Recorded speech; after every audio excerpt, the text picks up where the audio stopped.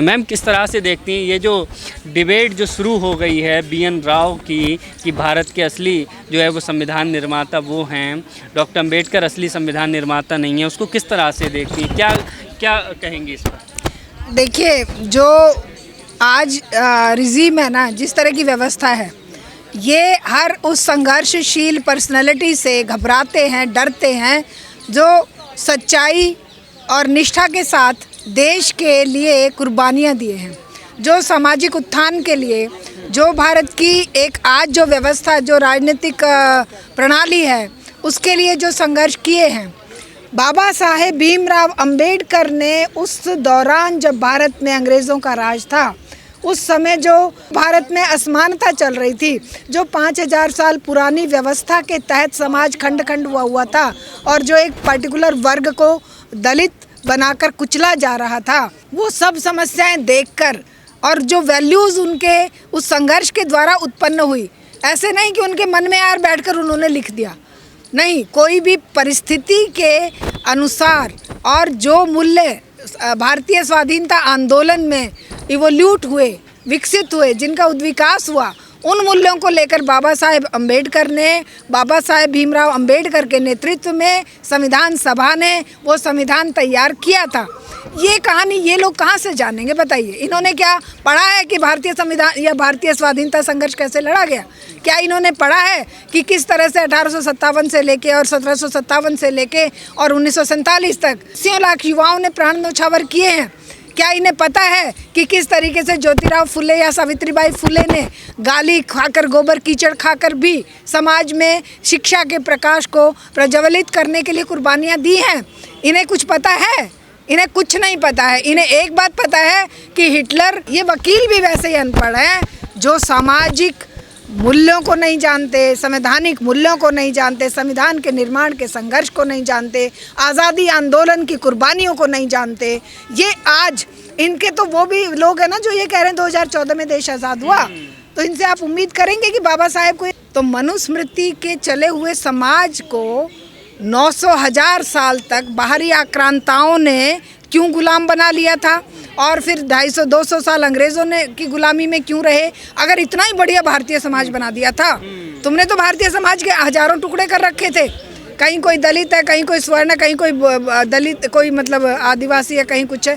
तो वो जो भारतीय टुकड़ों में बटा हुआ समाज था, उससे बढ़िया तो आज भारत में संवैधानिक मूल्यों के आधार पर एकजुटता, जो अगर कोई भेदभावपूर्ण व्यवहार करे तो कह रहे हैं कि कोर्ट में जाए। कह रहे हैं मनुस्मृति ने वर्ण व्यवस्था बनाई थी, जाति व्यवस्था नहीं बनाई थी। ये तो संविधान बनने के बाद में बाबा साहेब भीमराव अंबेडकर का जीवन खाली संविधान लिखने तक ही नहीं, कुल मिलाकर बचपन से लेकर और जब तक उनकी डेथ हुई है तब तक एक एक पल उन्होंने देश के, समाज के लोगों के, गरीब और दलित और पिछड़े के लिए आवाज़ बुलंद करने में, संघर्ष में निकाला है। एक तरफ भीमराव अंबेडकर का चरित्र है, उनका जीवन है कि जो पूरा अपने सब कुछ न्यौछावर करके, सब कुछ अपना समाज और देश और संविधान के नाम करते हुए जीवन जिए, और एक तरफ वो लोग हैं जो जरा सा दबाव अगर अंग्रेजी सरकार ने जेल में डाल दिया तो वो उनके पैरों में लेट गए और बोले कि आप जैसा कहेंगे हम वैसा करेंगे, और जब तक राज सत्ता यहाँ पर है तब तक हम उसके गुलाम समझ में नहीं आता है। जो बाबा साहब के विरोधी लोग हैं मैडम, वो कभी तो कहते हैं कि ये संविधान जो है वो पश्चिमी देशों की कॉपी है, कभी कहते हैं इसमें आरक्षण दे करके अम्बेडकर ने जो है सत्यानाश कर दिया, कभी औपनिवेशिक संविधान इसे बताते हैं, और अब कहने लगे कि संविधान BN राव ने लिखा है। तो इन लोगों का जो है क्लियर कुछ स्पष्ट नहीं। ये ना अनपढ़ लोग हैं। अनपढ़ लोगों के साथ आप जिद बहस भी नहीं कर सकते। अनपढ़ लोगों का क्या होता है? वो तो पत्थर के सामने भी रख के जोत बत्ती, धूप अगरबत्ती लगा के और दंडवत करने लग जाएंगे, और वो बड़े से बड़े महान पुरुष को, बड़े से बड़े संघर्षशील नेता को भी ज़ीरो बनाने के लिए उसके पैरेलल कुछ भी खड़ा कर देंगे। तो इन अनपढ़ लोगों के, इनका जो ज्ञान है, इनका ज्ञान तो वो 50-60 हज़ार जो व्हाट्सएप की यूनिवर्सिटी चलती है उसके सर्टिफिकेट लेके चल रहा है, या फिर एंटायर पॉलिटिकल साइंस में MA किए हुए वो बिना किसी आधार के, जो विश्व में ऐसे इस नाम का कोई सब्जेक्ट ही नहीं है, या ऐसे नेतृत्व वाले, ऐसे नेताओं के नेतृत्व में इनका ज्ञान पल्लवित हो रहा है। तो ऐसे लोग क्या जाने कि संविधान किसने लिखा है, ऐसे लोग क्या जाने कि संवैधानिक मूल्य किस तरह से इवोल्यूट हुए हैं। संवैधानिक मूल्य क्या एक दिन में कोई चीज़ लिखी गई है? क्या एक बार में ही किसी के दिल में आया और किसी ने लिख दिया? नहीं। बाबा साहेब भीमराव अंबेडकर ने उस दौरान जब भारत में अंग्रेज़ों का राज था, उस समय जो गवर्नमेंट ऑफ इंडिया एक्ट पास हुआ, या जो दूसरे एक्ट पास हुए, या दूसरे जो संघर्ष चल रहे थे, जो भारत में असमानता चल रही थी, जो 5000 साल पुरानी व्यवस्था के तहत समाज खंड खंड हुआ था, और जो एक पर्टिकुलर वर्ग को दलित बनाकर कुचला जा रहा था, वो सब समस्याएं देखकर, और जो वैल्यूज़ उनके उस संघर्ष के द्वारा उत्पन्न हुई, ऐसे नहीं कि उनके मन में यार बैठकर उन्होंने लिख दिया, नहीं, कोई भी परिस्थिति के अनुसार, और जो मूल्य भारतीय स्वाधीनता आंदोलन में इवोल्यूट हुए, विकसित हुए, जिनका उद्विकास हुआ, उन मूल्यों को लेकर बाबा साहेब अम्बेडकर ने, बाबा साहेब भीमराव अम्बेडकर के नेतृत्व में संविधान सभा ने वो संविधान तैयार किया था। ये कहानी ये लोग कहाँ से जानेंगे बताइए? इन्होंने क्या पढ़ा है कि भारतीय संविधान या भारतीय स्वाधीनता संघर्ष कैसे लड़ा गया? क्या इन्होंने पढ़ा है कि किस तरह से 1857 से लेके और 1757 से लेके और 1947 तक 80 लाख युवाओं ने प्राण न्यौछावर किए हैं? क्या इन्हें पता है कि किस तरीके से ज्योतिराव फुले या सावित्रीबाई फुले ने गाली खाकर, गोबर कीचड़ खाकर भी समाज में शिक्षा के प्रकाश को प्रज्वलित करने के लिए कुर्बानियाँ दी हैं? इन्हें कुछ पता है? इन्हें कुछ नहीं पता है। इन्हें एक बात पता है कि हिटलर जिस तरीके से विश्व को सेकेंड वर्ल्ड वॉर में झोंका, उसी तरीके से हम एक ऐसी नस्लवादी और ऐसी धार्मिक उन्माद पैदा कर दें जिसके सामने जो भी आए वो बह जाए। बाबा साहब भीमराव अंबेडकर की वैल्यू, या उनके जीवन मूल्य, या उनका संघर्ष, या उनके बनाए संविधान के लिए इनके दिलो दिमाग में कोई आस्था नहीं। क्या वजह क्या लगती है कि बाबा साहब से इतनी नफरत का क्या कारण लगता है? यही कारण, स्टैचू का विरोध किया जाता है। बताया ना, विरोध क्यों नहीं करेंगे जब अगलों के पास एक खोखला बंदा है।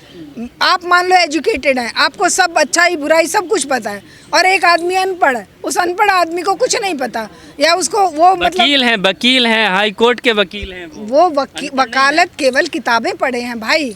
अनपढ़ का मतलब खाली किताबी ज्ञान प्राप्त कर लेने से ही पढ़ा लिखा होना नहीं है।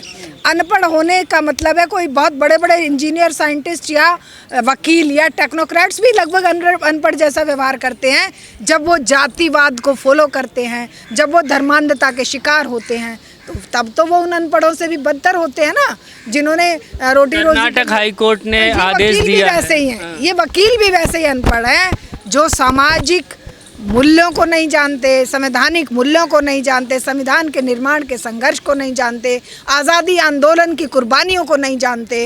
ये आज इनके तो वो भी लोग हैं ना जो ये कह रहे हैं 2014 में देश आज़ाद हुआ, तो इनसे आप उम्मीद करेंगे कि बाबा साहेब को सरकार चाहे कर्नाटका की हो, हम उनको भी ये सवाल करेंगे कि जब शिक्षा के प्रचार प्रसार के लिए संवैधानिक मूल्य दिए हुए हैं, संविधान में बाबा साहेब ने लिखा हुआ है कि 14 वर्ष की आयु तक के हर एक बच्चे को निःशुल्क शिक्षा, उत्तम क्वालिटी की वैज्ञानिक, सेक्युलर और साइंटिफिक मिले, तब क्यों सारी सरकारें स्कूलों को बंद करने की होड़ में लगी हुई हैं?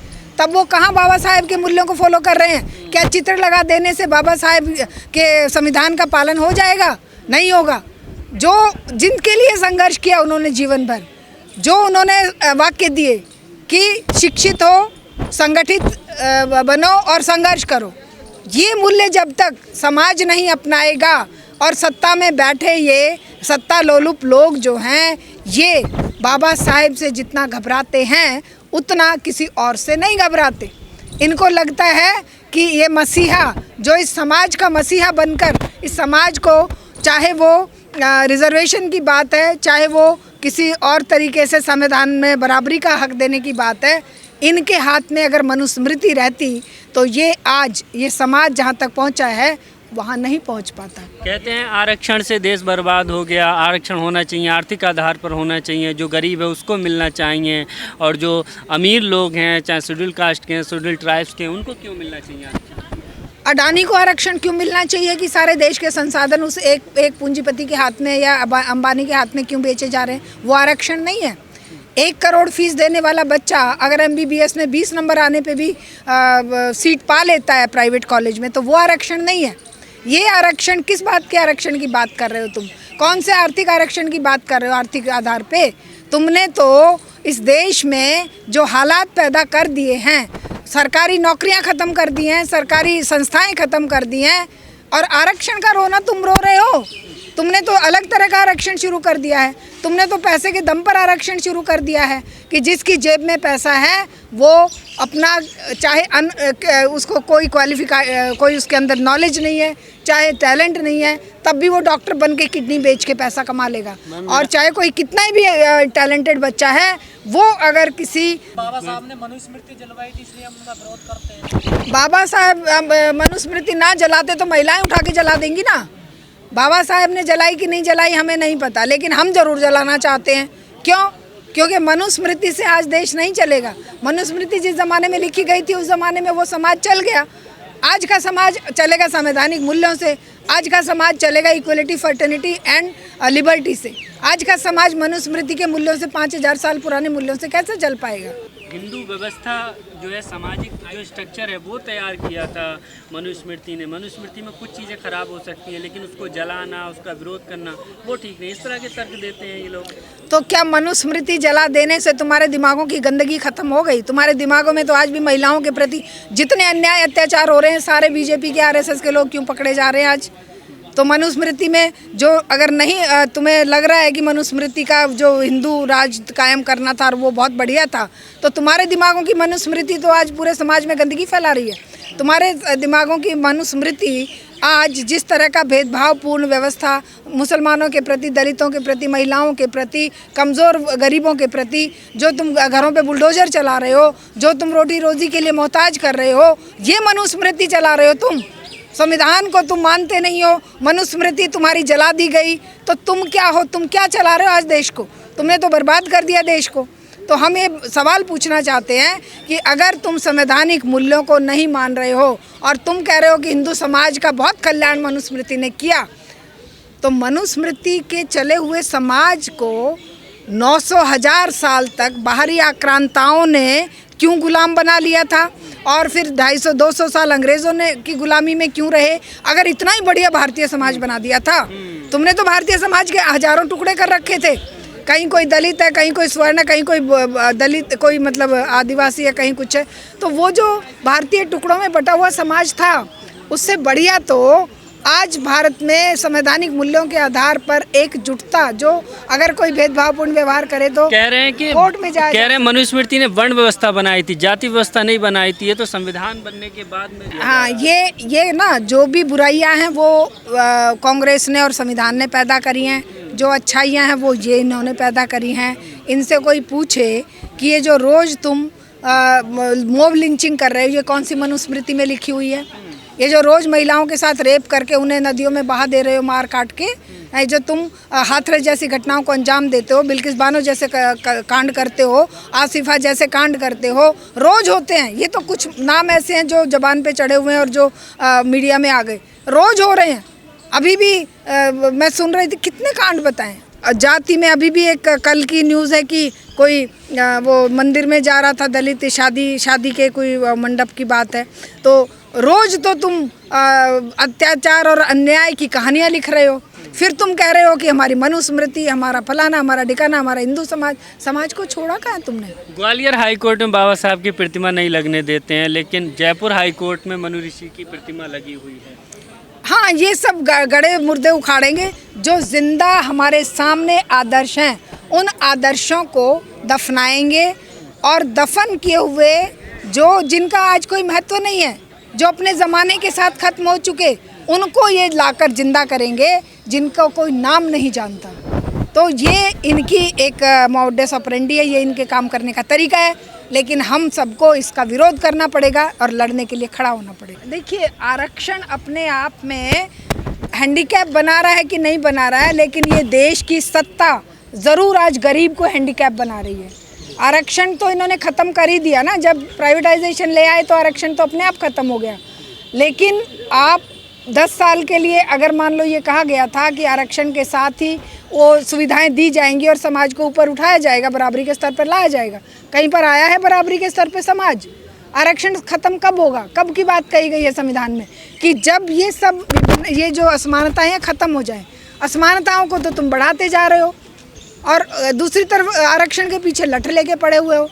हम नहीं चाहते आरक्षण, तुम दे दो ना वो सारी सुविधाएं जो उच्च वर्ग को हैं, जो अडानी अंबानी के बच्चों को हैं, या जो उन कॉरपोरेट में पढ़ने वाले बच्चों को हैं, जो 1 करोड़ फीस दे के लेने वाले बच्चे हैं, वैसी सुविधाएं तुम दलितों को, गरीबों को, आदिवासियों को, पिछड़ों को दे दो। हम क्या करेंगे आरक्षण का भाई? क्या ज़रूरत है आरक्षण की? लेकिन वो सुविधाएं दो तो सही। तुम तो जो थी उनको भी मटियामेट कर रहे हो। यूनिवर्सिटियों में जो सरकारी खर्चे पे बच्चे पढ़ते थे, JNU जैसे और दूसरी यूनिवर्सिटियों में, उन पर भी तुम्हारी नज़र लगी हुई है और उनको भी तुम ख़त्म करने की बात कर रहे हो। तो आरक्षण का शौक नहीं है किसी को। आरक्षण कोई गोली नहीं है कि खिला दो और बीमारी ठीक हो जाएगी। असल में बीमारी ठीक होगी इस सरकार की निकम्मेपन को दूर करके, सरकार की जो जाहिलता है, सरकार जिस तरीके से देश को बर्बाद कर रही है, कुछ मुट्ठी भर हाथों में सौंप रही है, जब तक ये व्यवस्था नहीं हटेगी तब तक ना आरक्षण से किसी को कुछ मिलने वाला और ना ही आरक्षण खत्म करके और बर्बादी होगी। इसलिए हम चाहते हैं जब तक समाज में असमानता है तब तक आरक्षण बरकरार रहना चाहिए।